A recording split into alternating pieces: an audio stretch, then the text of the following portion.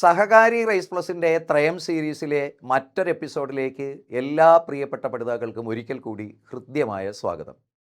നമുക്ക് ഒരു പ്രീവിയസ് ക്വസ്റ്റ്യനിൽ നിന്ന് ആരംഭിക്കാം. ആ ചോദ്യം ഇങ്ങനെയാണ്. പര്യായ പദം അഥവാ സമാനാർത്ഥമുള്ള പദവുമായി ബന്ധപ്പെട്ട ചോദ്യമാണ്. മിന്നാമിനുങ്ങ് എന്ന പദത്തിൻ്റെ പര്യായ പദമാണ് 1 പ്രകാശകൻ, 2 പ്രകാശിതം, 3 തൈജസകീടം, 4 ഖദ്യോതം. തന്നിരിക്കുന്ന ഓപ്ഷനുകൾ 1ഉം 2ഉം ശരിയാണ്, 3ഉം 4ഉം ശരിയാണ്, 3 മാത്രം ശരിയാണ്, എല്ലാം ശരിയാണ്. ഇവിടെ ശരി ഉത്തരം ഓപ്ഷൻ ബി ആണ്. അതായത് 3ഉം 4ഉം തൈജസകീടം, ഖദ്യോതം ഈ 2 വാക്കുകളുടെ അർത്ഥം മിന്നാമിനുങ്ങ് എന്നാണ്. മിന്നാമിന്നി, തൈജസകീടം, ഖദ്യോതം. അപ്പോൾ ഓപ്ഷൻ ബി ആണ് ശരി. പ്രകാശകൻ എന്ന വാക്കിൻ്റെ അർത്ഥം പ്രകാശിപ്പിക്കുന്നവൻ, പ്രകാശം ചൊരിയുന്നവൻ എന്നൊക്കെയാണ്. പ്രകാശിതം എന്ന വാക്കിൻ്റെ അർത്ഥം പ്രകാശിപ്പിക്കപ്പെട്ടത് എന്നും, പിന്നെ ഈ ഫോസ്ഫറസ് എന്നതിൻ്റെ നമ്മൾ മറ്റേ ചെടികൾക്കൊക്കെ ഫോസ്ഫറസ്, അതായത് വെള്ളത്തിൽ അലിയാത്തതും തീ പിടിക്കുന്നതുമായ സാധനം, അതിനെയും പ്രകാശിതം എന്ന് പറയും, പ്രകാശിപ്പിക്കുന്നത് എന്ന് പറയും. അപ്പോൾ ഇവിടെ മിന്നാമിനുങ്ങെന്ന് അർത്ഥം വരുന്നത് തൈജസകീടം, ഖദ്യോതം എന്നിവയാണ്. നമുക്ക് അതിൻ്റെ കൂടുതൽ പര്യായങ്ങളൊന്ന് നോക്കിയാലോ. മിന്നാമിനുങ്ങിൻ്റെ മറ്റ് പര്യായങ്ങളാണ് ഖദ്യോതം, ജ്യോതിരിംഗണം, പ്രഭാകീടം, തമോഗണം, ഇന്ദുഗോപം, നിശാമണി, തമോമണി, തൈജസകീടം. ഇതെല്ലാം മിന്നാമിനുങ്ങ് എന്നർത്ഥം വരുന്നതാണ്. ഇന്ദുഗോപം, അതിന് വണ്ട്, ഒരു പ്രത്യേക ഭംഗിയുള്ള വണ്ട് എന്നും മിന്നാമിനുങ്ങ് എന്നും അർത്ഥമുണ്ട്. ഇനി നമുക്ക് മറ്റൊരു ചോദ്യത്തിലേക്ക് കടക്കാം. അത് പരിഭാഷയുമായി ബന്ധപ്പെട്ട ചോദ്യമാണ്. Strike while the iron is hot എന്ന ഇംഗ്ലീഷ് ചൊല്ലിന് യോജിച്ച പഴമൊഴി താഴെ കൊടുത്തവയിൽ ഏതാണ്? ആവശ്യക്കാരന് ഔചിത്യമില്ല, കടിച്ചത് കരിമ്പ്, പിടിച്ചത് ഇരുമ്പ്, കാറ്റുള്ളപ്പോൾ തൂറ്റണം, കാര്യത്തിന് കഴുതക്കാലും പിടിക്കണം. എന്താണ് ഈ പറഞ്ഞതിൻ്റെ അർത്ഥം? Strike while the iron is hot, അതായത് ഇരുമ്പ് ചുട്ട് പഴുത്തിരിക്കുമ്പോഴാണ് അതിനെ അടിച്ച് പരത്തേണ്ടത്. അല്ല പച്ചിരുമ്പിൽ അടിച്ചാൽ പരക്കുന്നില്ല, പൊട്ടിപ്പോവുകയുള്ളൂ. അതായത് അനുകൂല അവസരത്തെ പ്രയോജനപ്പെടുത്തുക, അല്ലേ? ഇരുമ്പ് ചുട്ട് പഴുത്ത് വരുമ്പോൾ അതിനെ പരത്താൻ അനുകൂലമായ അവസരമാണ്. അനുകൂല അവസരത്തെ പ്രയോജനപ്പെടുത്തുക, അതാണ് ആ ഇംഗ്ലീഷിലെ ആ ചൊല്ലുകൊണ്ട് അർത്ഥമാക്കുന്നത്. അതിന് തുല്യമായ മലയാളത്തിലെ ചൊല്ലാണ് ഓപ്ഷൻ സി, കാറ്റുള്ളപ്പോൾ തൂറ്റണം അല്ലെങ്കിൽ കാറ്റുള്ളപ്പോൾ പാറ്റണം. അനുകൂല അവസരത്തെ പ്രയോജനപ്പെടുത്തുക. ഇതേ അർത്ഥം വരുന്ന മറ്റൊരു ഇംഗ്ലീഷ് ചൊല്ലാണ് make hay while the sun shines, അതായത് വെയിലുള്ളപ്പോഴാണ് വൈക്കോൽ ഉണക്കേണ്ടത്. അനുകൂല അവസരത്തെ പ്രയോജനപ്പെടുത്തുക എന്നതാണ്. കാറ്റുള്ളപ്പോൾ തൂറ്റണം എന്ന പഴഞ്ചൊല്ലിൻ്റെ അർത്ഥവും അതുതന്നെയാണ്. നോക്കാം മറ്റൊരു ചോദ്യം, മറ്റു ചില പരിഭാഷകൾ നമുക്ക് നോക്കാം. To hit the nail on the head എന്ന ഇംഗ്ലീഷ് ചൊല്ലിൻ്റെ മലയാളം ഉചിതമായത് പറയുക അല്ലെങ്കിൽ കൃത്യമായത് പറയുക എന്നാണ്. നമ്മൾ നെയിൽ, ആണി അടിക്കുമ്പോൾ അതിൻ്റെ തലയ്ക്ക് ആണിയുടെ മൊട്ടിലാണ് അടിക്കേണ്ടത്, അല്ലേ? കൃത്യമായ സ്ഥലത്ത് അടിക്കണം, എങ്കിലേ അത് തറഞ്ഞു കയറൂ. അതാണ് ഉചിതമായത് പറയുക, കൃത്യമായത് പറയുക. To hit the nail on the head. To get into hot water എന്നതുകൊണ്ട് അർത്ഥമാക്കുന്നത് ആപത്തിൽപ്പെടുക, കുഴപ്പത്തിലാവുക എന്നതാണ്.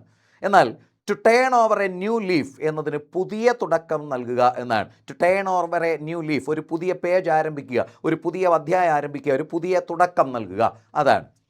ജസ്റ്റ് അറൗണ്ട് ദി കോർണർ എന്ന ഇംഗ്ലീഷ് ചൊല്ലുകൊണ്ട് അർത്ഥമാക്കുന്നത് ഉടനെ നടക്കാൻ സാധ്യതയുള്ള കാര്യം. To just around the corner, മൂലയ്ക്ക് എവിടെയോ പതുങ്ങി നിൽപ്പുണ്ട്, ഉടനെ നടക്കാൻ സാധ്യതയുള്ള കാര്യം എന്നാണ്. To get the ball rolling എന്ന ഫ്രേസ് കൊണ്ട് അർത്ഥമാക്കുന്നത് ഒരു കാര്യം ആരംഭിക്കുക. To get the ball rolling, പന്തുരുണ്ടു തുടങ്ങുക, കാര്യം ആരംഭിക്കുക.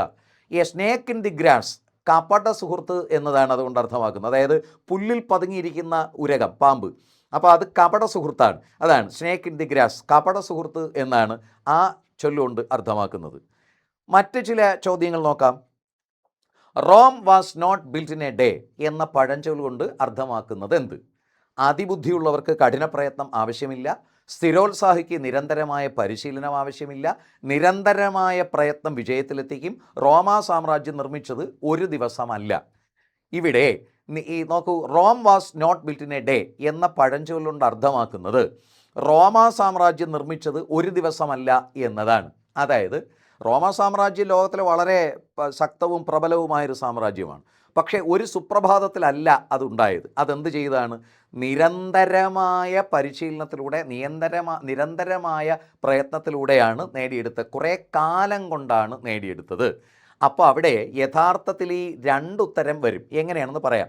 അതിൻ്റെ ശരിയായ പരിഭാഷയാണ് എടുക്കുന്നതെങ്കിൽ റോമാ സാമ്രാജ്യം നിർമ്മിച്ച ഒരു ദിവസമല്ല എന്നാണ്. പക്ഷേ ആ പഴഞ്ചൊല്ല് കൊണ്ട് അർത്ഥമാക്കുന്നത് നിരന്തരമായ പ്രയത്നം വിജയത്തിലെത്തിക്കും എന്നതാണ്. അതായത് ഒരു ദിവസം കൊണ്ടല്ല റോമാ സാമ്രാജ്യം പടുത്തുയർത്തിയത്, അത് നിരന്തരമായി പരിശ്രമിച്ച് വിജയത്തിലെത്തിയതാണ്. അപ്പോൾ ആ പഴഞ്ചൊല്ലിൻ്റെ അർത്ഥം ഓപ്ഷൻ സി ആണ്, എന്നാൽ ആ വാക്കിൻ്റെ വാച്യാർത്ഥം ഓപ്ഷൻ ഡി ആണ്. നമുക്ക് ഇതുപോലുള്ള മറ്റു ചില മാതൃകകൾ കൂടി നോക്കാം. താഴെ കൊടുത്തിരിക്കുന്നതിൽ നിന്നും അപ്രൂവ്ഡ് ആസ് പ്രൊപ്പോസ്ഡ് എന്നതിന് യോജിച്ച മലയാള പരിഭാഷ തിരഞ്ഞെടുക്കുക. അപ്രൂവ്ഡ് ആസ് പ്രൊപ്പോസ്ഡ്, അതിന് യോജിച്ച മലയാളം തന്നിരിക്കുന്നത് നിർദ്ദേശങ്ങൾ അംഗീകരിച്ചു, നിർദ്ദേശപ്രകാരം അംഗീകരിച്ചു, അംഗീകരിച്ചതുപോലെ നിർദ്ദേശിച്ചു, അംഗീകരിക്കുകയും നിർദ്ദേശിക്കുകയും ചെയ്തു. ഇതിൻ്റെ ശരിയായ മലയാളം ഓപ്ഷൻ ബി ആണ്. നിർദ്ദേശിച്ച പ്രകാരം അംഗീകരിച്ചു.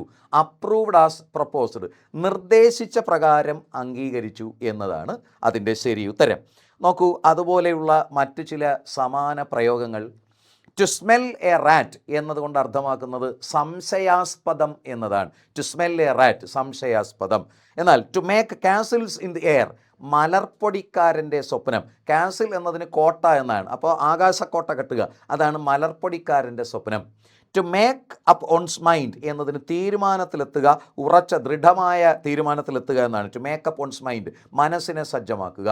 എന്നാൽ to eat one's own words എന്നത് പറഞ്ഞത് വിഴുങ്ങുക, അവനവൻ്റെ വാക്ക് വിഴുങ്ങുക, അതാണ് to eat one's own words എന്നതുകൊണ്ട് ഉദ്ദേശിക്കുന്നത്. To let the cat out of the bag എന്നതിന് രഹസ്യം പുറത്തറിയുക എന്നും turn a blind eye to എന്നുള്ളതിന് കണ്ടില്ലെന്ന് നടിക്കുക എന്നതുമാണ് അർത്ഥം. Turn a blind eye to, അത് കണ്ടില്ലെന്ന് നടിക്കുക. എന്നാൽ അണ്ടർ എ ക്ലൗഡ് എന്നതുകൊണ്ട് അർത്ഥമാക്കുന്നത് സംശയത്തിൻ്റെ നിഴലിൽ എന്നതാണ്. അണ്ടർ എ ക്ലൗഡ്, സംശയത്തിൻ്റെ നിഴലിൽ. എന്നാൽ wash dirty linen in public, വിഴുപ്പലക്കുക എന്നതാണ്. Wash dirty linen in public, അത് വിഴുപ്പലക്കുക. എന്നാൽ വിയർ ആൻഡ് ടയർ അതുകൊണ്ട് ഉദ്ദേശിക്കുന്നത് കാലപ്പഴക്കം കൊണ്ടുള്ള തേയ്മാനം, അതാണ് വെയർ ആൻഡ് ടയർ. നമ്മൾ വാഹനത്തിനൊക്കെ വെയർ ആൻഡ് ടയർ ഉണ്ടായി എന്ന് പറയും, കാലപ്പഴക്കം കൊണ്ടുള്ള തേയ്മാനം. With the skin of one's teeth എന്നതിന് കഷ്ടിച്ച് രക്ഷപ്പെടുക എന്നതാണ്. With the skin of one's teeth, കഷ്ടിച്ച് രക്ഷപ്പെടുക എന്നതാണ് അതുകൊണ്ട് അർത്ഥമാക്കുന്നത്. ഇപ്പോൾ നമ്മൾ പരിഭാഷയുമായി ബന്ധപ്പെട്ട കുറച്ചേറെ ചോദ്യങ്ങളും മാതൃകകളും പരിചയപ്പെട്ട് കഴിഞ്ഞു. നിങ്ങൾക്കത് ഉപയോഗപ്രദമായി കാണും എന്ന് കരുതുന്നു. ഇത്തരത്തിലുള്ള കൂടുതൽ ചോദ്യ മാതൃകകളുമായി നമുക്ക് വരും ദിവസങ്ങളിൽ ഇനിയും കണ്ടുമുട്ടാം. കാത്തിരിക്കുക, കാണുക, സബ്സ്ക്രൈബ് ചെയ്യുക.